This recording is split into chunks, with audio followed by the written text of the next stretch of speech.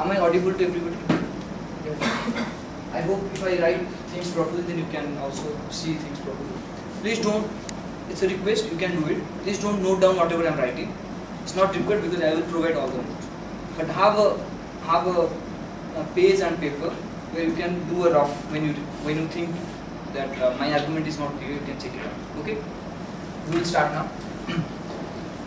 So why study vector calculus? In 12th class we all studied vector algebra. So we know that there are quantities in physics which are vector nature. Vector means they are directional and the components transform in a different way. Okay? If any point is not clear, I will clear it. If any step is not clear, just ask me immediately. Okay? And please don't feel sleepy. Next. So we need vectors. But why calculus? The reason the reason is that in physics we are trying to study the time evolution of systems. See, I am trying to motivate vector calculus from the point of view of a physicist, not from the point of view of a mathematician. So we won't prove many results or we won't do a lot of mathematical jiggling. We will show things physically and we will try to play around it. Because the mathematics is so simple that you can do it. Okay. So dynamics means given a system at some time, how it evolves with time. Okay. Like Newton's law. It says you how things evolve with time. So for dynamics we need coordinates. Okay. In the sense, we were sitting here and we are looking at some system. Say a particle moving in this path. So we have to assign the coordinates and we have to see how the coordinates change with time. And then we have to find a law which says how it will change. It's like a deterministic law which will predict. Okay. So the quantity can be any q as a function of t for a single particle. So that quantity may be a vector, may be a scalar. Like if I say the position of the particle from me with respect to me, then it's a vector quantity. If the particle is here, then the position is now this. This is the position vector. The direction has changed. So it's a new vector. The position is a vector quantity. So we deal with vector quantities in physics. Okay. But this was for a single particle. What happens if you study systems which are continuous, where you don't have a single particle but system is continuous, like the temperature distribution in this room? What can I say about it? That the temperature here can be something else, there can be something else at a particular time. Okay. So given a time, see initially for a single particle, given a time you had a position, right? But for a continuous system, given a time, there is no particular position. All the space, everywhere you can assign values. Those values can be vectors, can be scalars. Like temperature is a scalar. So everywhere in this room, at time t, I can assign temperature. Here, everywhere. This is called a scalar field because temperature is a scalar quantity. But if I am looking at suppose I am looking at a swimming pool where people are swimming. Okay. So the water molecules are jiggling around all the time. So then I am looking at the velocity of fluid molecules there. That's a vector, right? That's distributed continuously here and there, here and there. For such a system, at a given time, you will have vectors at every point. And all might have some random different directions. But in physics, we will study those vectors which are smooth. By smooth, I mean a function. A vector has components, right? X, Y, Z. Each component is a smooth function. Each component is a function. First thing, what is a field? So we are coming from a vector to a vector field. A vector has no localization. A vector can move. You can parallelly shift it as long as the direction is same, right? You have studied this in 12th class. But a field you cannot shift, because if I go from this point to that point, maybe the gas molecules are moving at a different speed there. So I cannot shift randomly a vector. That's why the concept of field. So in physics, field means a function which is dependent on space and time. Space means x, y, z and time. With time also it can change. Okay. Today we are going to study mostly about those fields which are only space dependent. Okay. So when I say a field can be a scalar field. I will always write a scalar field as phi and a vector field as v. just to remind you that it's like a velocity of a fluid, which is everywhere. Okay. This scalar field can depend on space and time. Remember, this kind of notation you don't know because you have never used. When I write x vector, it means r vector, x, y, z. Okay. Similarly, v also depends on x vector and time. Today we will mostly study about those fields which are not time dependent. Like if I put on all the AC in this room and take out all human beings so that you don't give out a lot of CO2, then mostly the temperature is same everywhere. Not same, but whatever is the temperature is constant everywhere, it's not changing. There might be a gradient. Cooler there near the AC and hotter here. Okay? Fine? So we will talk about those kind of fields which are only space dependent, not time dependent. Only in two cases we will talk about time dependent fields. So to assign these vectors and vector fields, we need coordinates because we need this position. We have to point which point we are talking. If we are sitting here, with respect to me, I make my axis, and with respect to me, which point I am talking. Okay? Here. For that, I need to introduce coordinate system. So our second thing is coordinate system. So the first thing is the concept of vectors and vector fields. So fields means at every point. Okay. For coordinate system, you can represent things by different coordinate system. Like your familiar coordinate system is a Cartesian coordinate system, x, y, z. Yeah. When you say a vector field, what do you actually mean by a vector field? Is it a collection of At every point you have a vector. That vector can be this point you have a vector, like a fluid. I gave an example, right? In a fluid, the velocity of the fluid. Or say wind is flowing in this fluid. If you say a fluid, different systems of the fluid can flow at different speed, velocity. So it's a function. Different, so they will give different vectors. So Yeah. then the field has different vectors. That's what I said, yeah? Right. That's what I said. I drew this diagram and said here there is a vector, here there is a vector, here there is a vector. It can be different, depends on how is the velocity distribution. So, but till now we have considered the fields at certain point, they have every vector in that field has a constant magnitude or direction. No, it's not true. If every vector is constant, why are you doing calculus? Calculus means variation. You have to study the variation of field from point to point. Point to point is okay. Suppose it's here and then it's here. So it's 10. Here is different, here is different. But the vectors here, but those are constant. Those means at a point you have one vector. Not a lot of vector. A function's definition is what? Given a one value of x, I will give you one value of y. Right? So every point I have one vector, not a lot of vectors. So at this point another vector. This point we are studying, we are assuming these are smooth. Smooth in the sense you can take any number of derivatives. There is no sharp change anywhere. Okay? So now it's clear, right? Okay. Now coordinate systems, your friend talked about it, so I will not talk much, but I will show you. Just spherical polar coordinates. Just spherical coordinates. Because we will not use cylindrical coordinates, so I am not talking. It's useless to talk about it. Okay? For now, this talk is not always useless. So for a spherical polar coordinate, the coordinate system which I choose, why I choose such a system? Suppose I am studying a system which is isotropic.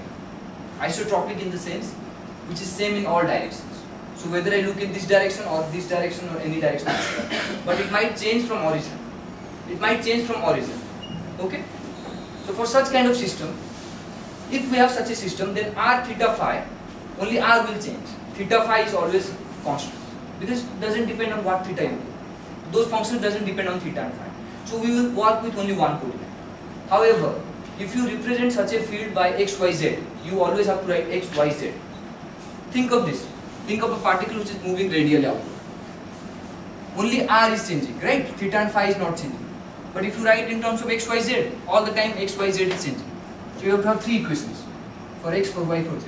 So to avoid this kind of a lot of mathematics, we are going to spherical polar coordinates. So which coordinate we will work depends on what kind of system we have. If our system is very symmetric about theta and phi, we will only talk about r, then we will use spherical polar coordinates, which we will use only those kind of systems. Okay. Now you know what is r cap b, then vx will be vr cos sin theta cos phi. This is easy to see. How? If this is VR, then Vx will be the projection of R. This is VR. The projection of R on xy plane, then a rotation by phi. Okay? Similarly, for all other components, Vy, Vz. These are easy things. That's why I'm running a bit faster. Because I want to come to real things. Is it fine now? What's the direction of the vectors? Okay. unit vector? See, if my thumb is x, this is y and this is z. I'm showing according to this diagram. And this is r.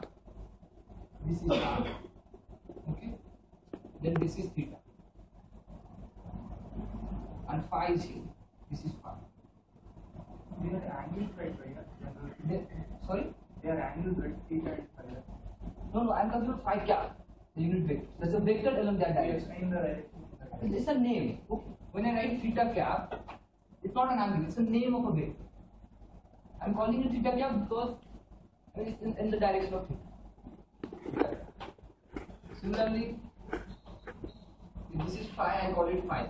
These are names. Names for unit vector. And remember, as the particle moves, our r is changing. So r cap is changing. So theta cap is changing and phi cap is changing. This is the basic difference between Cartesian coordinate and the spherical polar. In Cartesian coordinate, I cap, j cap, k cap always wherever the particle is. But in spherical polar coordinates, you are following the particle. You are connecting the particle r cap. If the particle is here, r cap has changed. Accordingly, phi cap and theta cap can. Okay, but they are always perpendicular. Fine. I just wanted to tell one thing which we will be using. What is it? If I have a plane, x and y, what is a small area? Small in the sense infinitesimal. Huh? And then RKF in phi cap. So do you follow this scalar vector multiplication?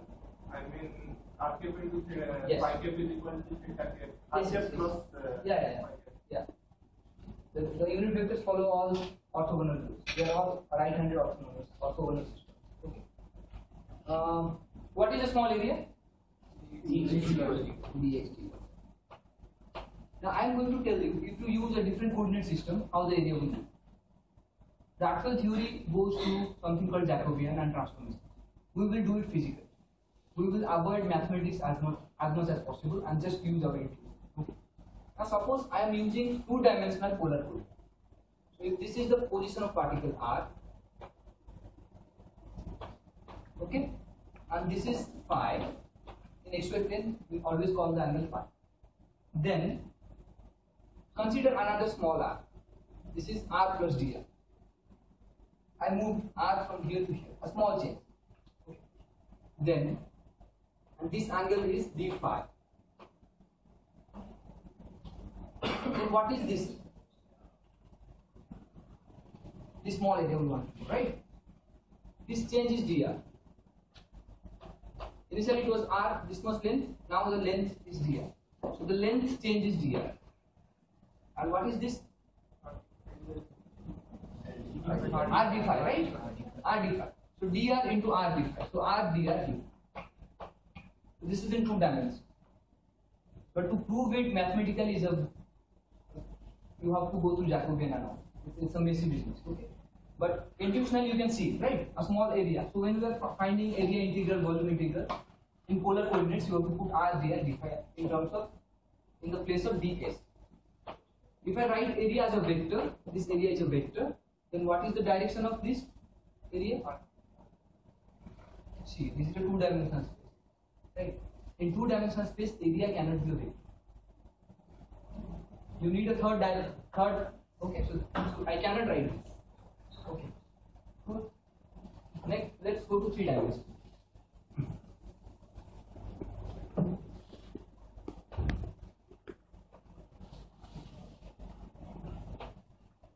Now we have x, y, and and Z. Be sure now what I am doing. Now I have a point here, I call it R.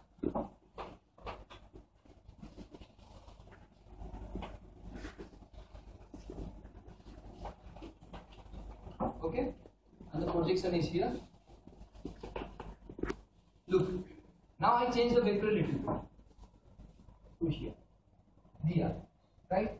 Now this didn't change in this plane, blackboard plane. No, I didn't do a vector here and here. These two vectors are on this plane, blackboard plane. These two vectors may be, one vector may be on the blackboard, one vector may be outside. You're getting it, right? In the general change in 3 dimensions. Then I have a, how do you define area? For area on a sphere, you don't have to change your R, because area of a sphere same R. So first let's go for area of a sphere. If I go to same R, then I will just change theta and phi. This is d theta, and if I go a little bit here, this is d phi. So I am having some kind of a surface here on the sphere.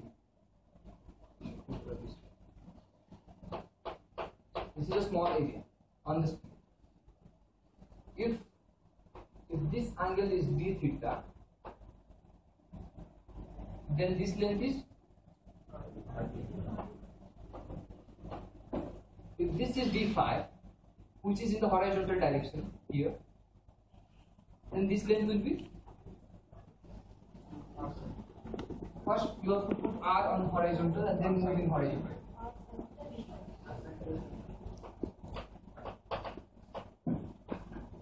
And this R is fixed because it's an area. Okay. Now if you have to find a volume, then R has to change. The only thing, so you have found the area. Then how do you change the volume? Just go a little bit. If I have an area like this, to find the volume, I will draw like this. Then join, right? So what direction I am moving? In the R direction I am moving now. So I just have to put there. So this is the formula for volume. These two formula we will use in our derivation. We will derive certain important results. Right? Okay. I request all of you to go home and think about it yourself. Think about it, how it is happening. Okay. Fine.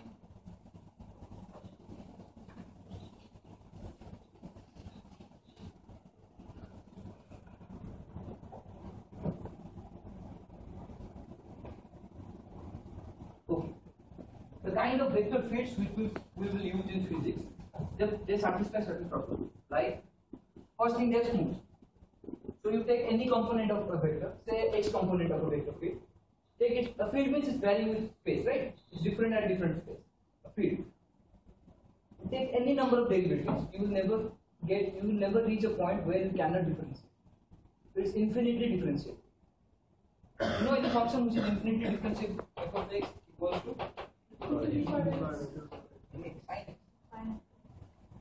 Always differentiable, right? Always this one. Only when you, by the process of taking derivative, if you reach a point where the function becomes this, then here it's not differentiable. We will not talk about those fields, because in physics it turns out that in nature no fields are like this. Okay? We'll talk about smooth fields. Second thing, the first thing, smooth fields. The second thing, fields fall at infinity.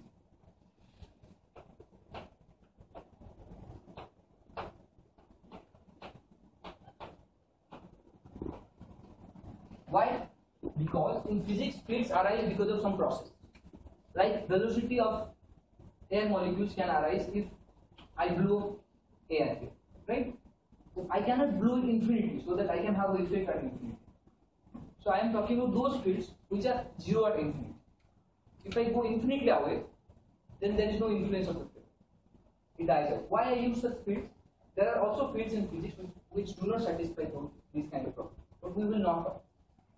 The whole talk is concentrated on giving you the idea of vector calculus, keeping electromagnetism as an example. Okay. If I have a charge Q, what is the electric field? So electric field is proportional to, so this is a vector field, right? Because every point you have a value. and this doesn't depend on time unless you change your charge. Fine. So this field, when r goes to infinity, goes to 0 because the charge cannot have influence at infinity. This is the whole point. Okay. These two kind of fields we will discuss.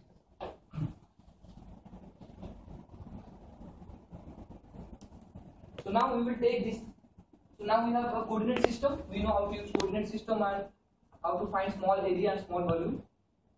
Then we can do calculus with the vector. Calculus means integration and derivative. In this talk, I won't talk much about integration. Only I will say what is the meaning of volume and area integration. Okay. So now vector calculus has two parts. One is integration. And one is derivative. Both parts are interesting. It turns out this is easier and this is a bit more tough. So we will focus on this. And all the laws of physics are written as differential equations. Right? Any equation you see, Newton's law, second law, F equal to m into d square x by dt square. All laws are derivative equations. So we will focus on derivative. And integration we will just talk because we will use it. Okay. Now I will first talk about integration just for 2 minutes. What is the meaning of integration of vectors? So the general meaning of integration is, if I have a, well, by integration I mean definite integration, always. Because in physics we work with space where we know the limits. Sometimes the limits can go from 0 to infinity, but we know it. Okay. So we will not talk about indefinite integrals. We will talk about definite integrals. Okay. So integration means area under the curve. This is fine. So this is a function f of x. We are integrating from a to b. So this is just the area under the curve. Well, remember the domain of integration is this, a to b, which is just the interval of real space. Now, if I go to 2 dimensions, then I can play around. Suppose I go to 2 dimensions, x and y, and this is a function of x and y. This might look any weird. This might look like this.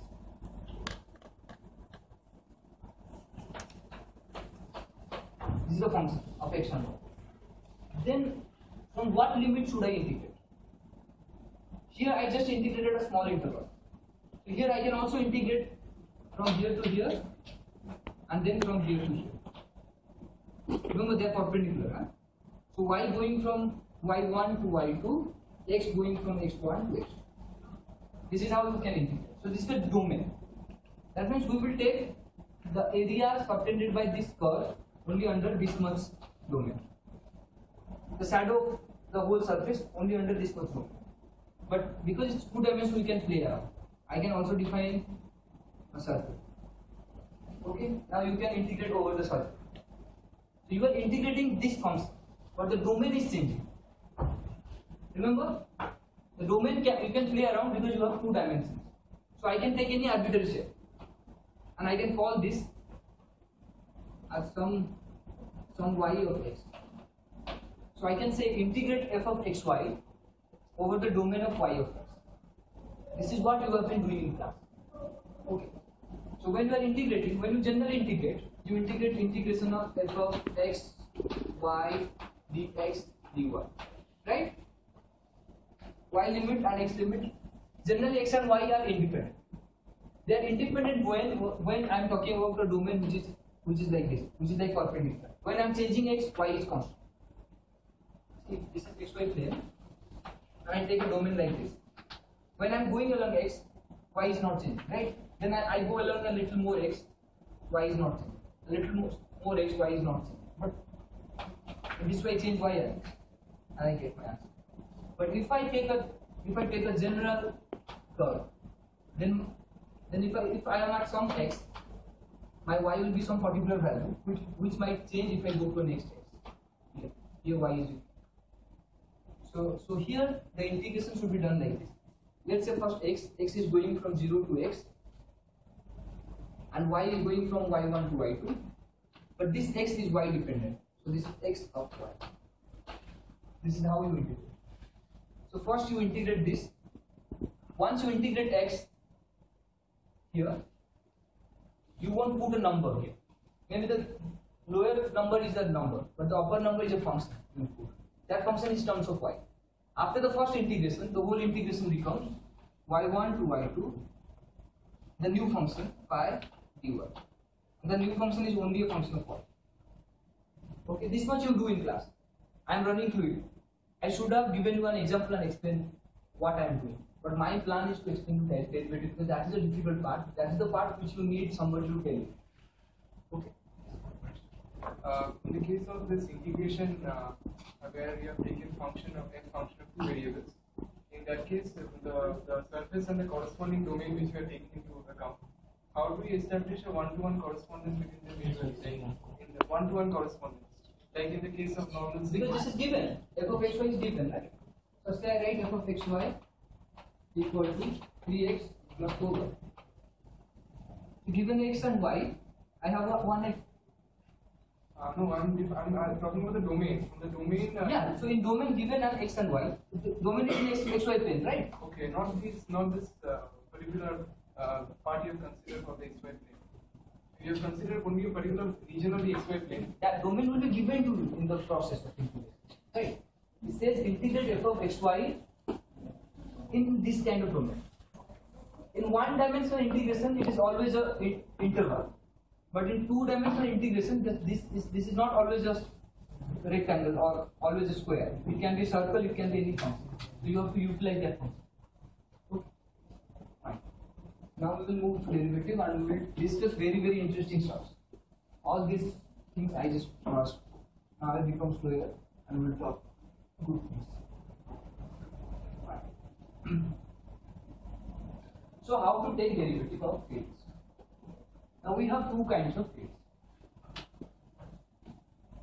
One, scalar field, which I will always write as phi, that depends on x. Let us for the moment forget about t.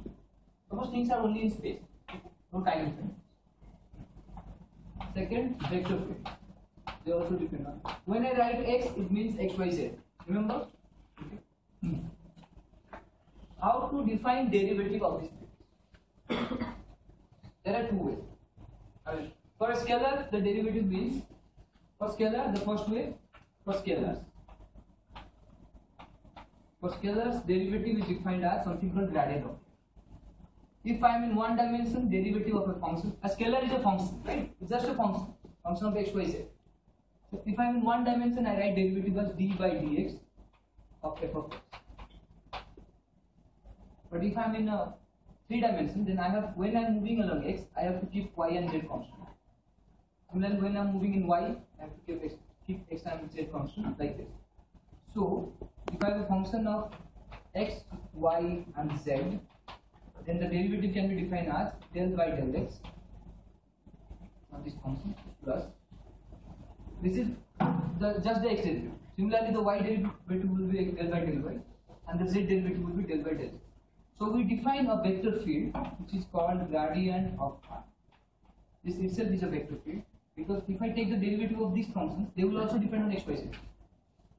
Derivative of sin x is also a function process. Or derivative of x square is x is also a function, right?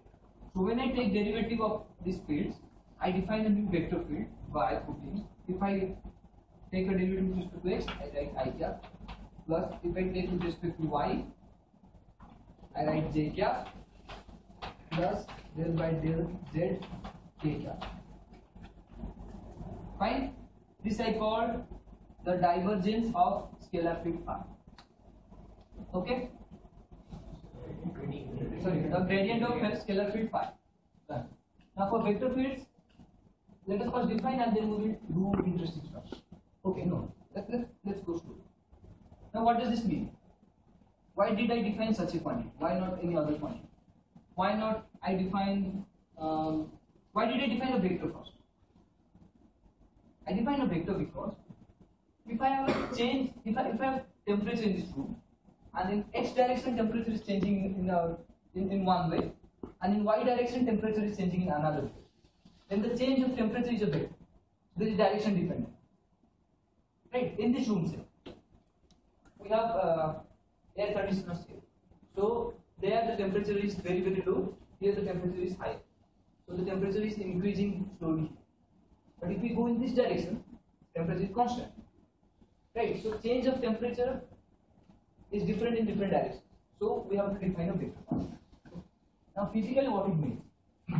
Suppose I write change of a field phi which depends on x and y. Just for an example, x and y. This is equals to del phi by del x into dx plus del phi by del y into dy. Small changes. Fine? It essentially defines a change of a quantity in Of a given from direction. No, not in a given, in all directions. I will tell you what it means. Right now I am telling you. Okay. I took all the directions, right? It's change in x, it's change in y, and change in z, and I added it. What I get is the following. So delta phi is this. Check whether this is equals to gradient of phi dot dr, where dr equals to dx I cap plus dyz j. Check whether this is true or not. This is true, right? So if I have x, y, and this is my function phi, which depends on x and y, then dr is a direction in xy plane, right? So dr is some kind of a length, small length, dr. It has some x components, some y components. It has some x components, some y components, right? So if I move along dr, then the gradient dot dr gives me change of the whole phi. Okay. So from here I can do something physical. What I can do? So I erase the parts which are not required. You know what is dr now, right? Dr is a length, general length, small length, unit. It's a very small length in the domain space. If I move in the domain space by dr, my function changes in the range space by d phi, and the relation is d phi equals to gradient of phi dot d. So see, gradient of phi is coming as some kind of a quantity, mathematically. Now physically what is it? So gradient of phi equals to del grad. Is this true? Okay. Now see, if gradient of phi is perpendicular to dr, if our phi function is such that it's always changing perpendicular to domain direction, any direction in domain. If gradient of phi is perpendicular to dr, think of this plane, and we are moving in this plane and seeing how the function is, which is like, say you are measuring the height of a mountain. There is a big mountain, and if you are inside the cave, okay, so you are moving on a plane inside the cave, and you are looking the height of the mountain, which is changing, right? Now, if your direction of motion, you are moving in xy plane, is such that dr is perpendicular to gradient of phi, then d phi is 0. Right? Dot product. D phi is 0. This means phi is not changing. Okay? So if I have to move, so if there is a distribution of in a cave, I am inside a cave, I am looking at mountain and there is distribution of walls. Now if I have to move in a direction in which the wall height doesn't change, then I have to find where the gradient of phi is 0. So as if it's constant. Okay? First thing. Second thing, which is very important, this first thing. So what is the magnitude of d phi? If I am moving in some direction in my plane, how is the height of mountain changing? Height of the cave changing? Is equals to gradient of phi magnitude into dr magnitude into sine theta. Cos theta. Fine. Now what if theta is 0 degree? Then d phi magnitude is maximum, right? So d phi by dr mod is equals to gradient of phi when we are moving along a direction which is maximum change of the function, right? So gradient of phi is that direction. Gradient of phi is along that direction along which if we move, then we have a maximum change of phi. Fine? So if gradient of phi coincides with our direction dr, we are moving in dr direction, and if gradient of phi is also in this direction, then the phi is changing maximum. So if I draw you in the mountain, at this point, what is the direction of gradient of phi? It is in that direction where the change is maximum. Change of the function is maximum. This direction, right? This is a mountain, huh? So you can also move in this way, right? It's a mountain, but you have to move in that direction where change of the function is maximum. This is the physical thing. You will hardly use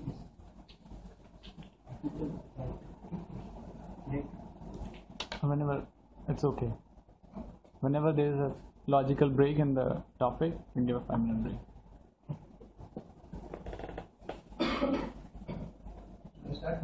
No, you can continue. So for scalars, derivative is defined as gradient. For vectors, there are two ways: divergence and curl. You know the definition. I am not writing down because I don't want to waste time telling you things which you know properly. I am trying to interpret physically. So gradient, we saw gradient of a scalar field is a measure of change of the scalar field as we move in the domain space. And the direction of gradient is that direction in which if we move, then the field, the function changes maximum. Okay. Now divergence. Now for a vector field, derivative is defined in two ways. One is divergence. Delta dot. All of you know what is the expression. Okay. This is del bx by del x, del by del y. So I write del bx by del x plus del y. Okay. Now what it means? I move along x and see how the x component of b is changing. Plus I move along y, how the y component is changing. Plus I move along z, how the z component is changing. That's all. Now what it means? If I am moving along x, I am moving along this. This is my x. I am moving and I see the vector has a constant x component. Then del v by del x will be 0. So it's not divergent. But if the vector component is increasing, first this much and then this much. Vector can be here. I am just talking about the x component because I have only x component. Then it's positively divergent. Right? And if it is decreasing, then negatively divergent. So divergence means if this is my coordinate system, I am looking at the path, looking at the vector field. If the field is going like this, then this is like positively divergent. It's going away and away and away, faster and faster and faster. But if it is like this, going down, I move and the component of vector moves slower and slower and slower rate. It's like slow down. If I move in a direction, I see the velocity of fluid is smaller and smaller and smaller. Then it's negatively divergent. It's like convergent. Because if I come, then I will come. See, it's very easy to see. If I have a point which is blowing water, right? So this is like a positive divergence. Because if I put any small bead here, the bead will flow out. Right? This is called positive divergence. Now negative divergence means if something is, so if I have a sink, your bathroom sink, but your bathroom sink has multiple sources. Think of a sink with one, and I radially throw water. There is a slope like this. It's generally a slope, right? The sink is at a slope. So what will flow? So if I drop a bead, it will come towards the sink. This is called a negative divergence. It's not divergence, it's convergence. Fine. We will use these concepts for the last 15 minutes.